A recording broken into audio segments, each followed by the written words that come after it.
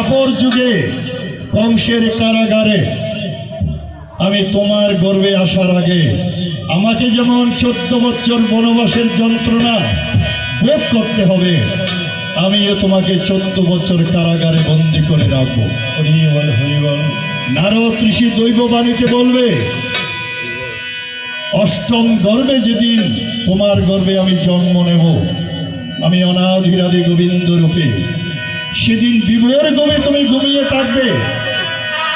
তখন জন্মে মাত্র দৈববাণী হবে, বসুদেব তুমি তোমার পুত্রকে নিয়ে নন্দালয়ে যশোমতীর কোলে রেখে আসো, না হয় কংস তোমার ছেলেকে শেষ করে ফেলবে। তাই মা দৈবকীর গর্ভে ভগবান কৃষ্ণ এসেছিল, কিন্তু তার স্তন পান না করে মা যশোমতীর কুলে গিয়ে বাৎসল্য প্রেমের ঋণ শোধ করার জন্য তার স্তন পান করেছিল। আবার বলেছিল, আমি কলিযুগে তোমার গর্ভে আসবো, তুমি যখন চচি রানী হবে তোমার গর্ভে লালন পালন হব। 24 বছর বয়সে আমি আমার মা কৌশল্যাকে ছেড়ে বনবাসে যাচ্ছি, পরের যুগে তোমার গর্ভে আসবো। 24 বছর গতে পূর্ণিমা তিথিতে আমি সন্ন্যাস ধর্ম অবলম্বন করে আমি তোমার গৃহ ত্যাগ করে সন্ন্যাসী হইব এবং নদিয়ার ঘরে জীবকে হরিনাম বিতরণ করে জীবকে উদ্ধার করে দেব।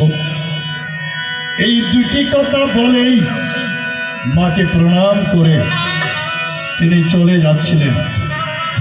তখন মা বলেছিল, বিমাতা বলেছিল, তাই যেন হয়, দুইবার যেন তুমি আমার গর্ভে আসো।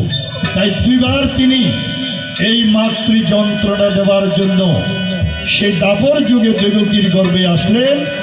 তার স্তন পান না করে মা যশোমতীর কোলে চলে গেলেন এবং কলিযুগে চচি মায়ের গর্ভে আসিল।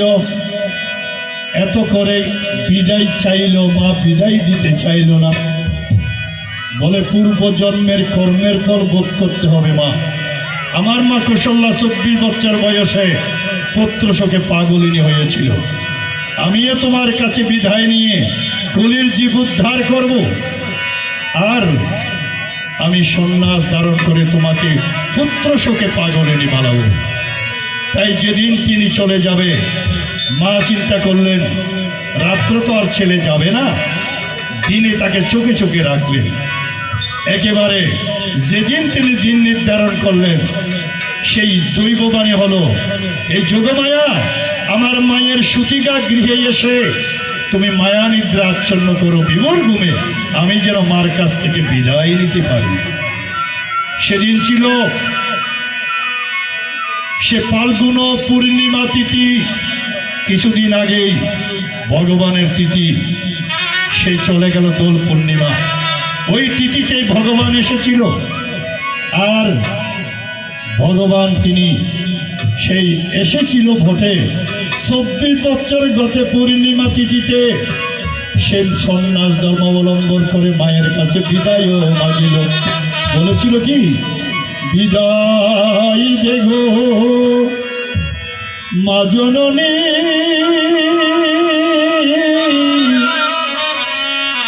সন্ন্যাসেতে যাব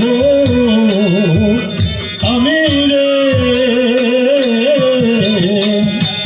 বিদায় দেগো মা জননী,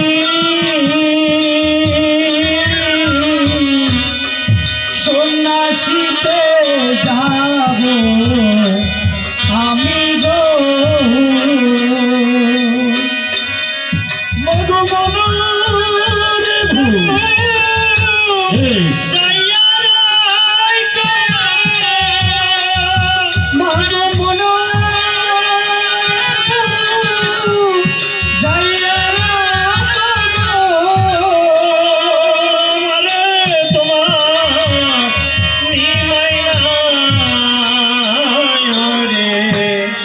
বিদায় দাও গো মা জননী,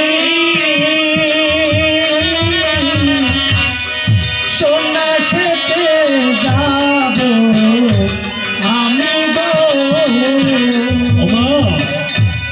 হয়ে যাব বেসন্ন্যাসী, না করিব গৃহবাসী, মন্ত্র দিবে ভারতী গোসাই মাধো, এই যে বিচ্ছা হয়ে যাব সন্ন্যাসী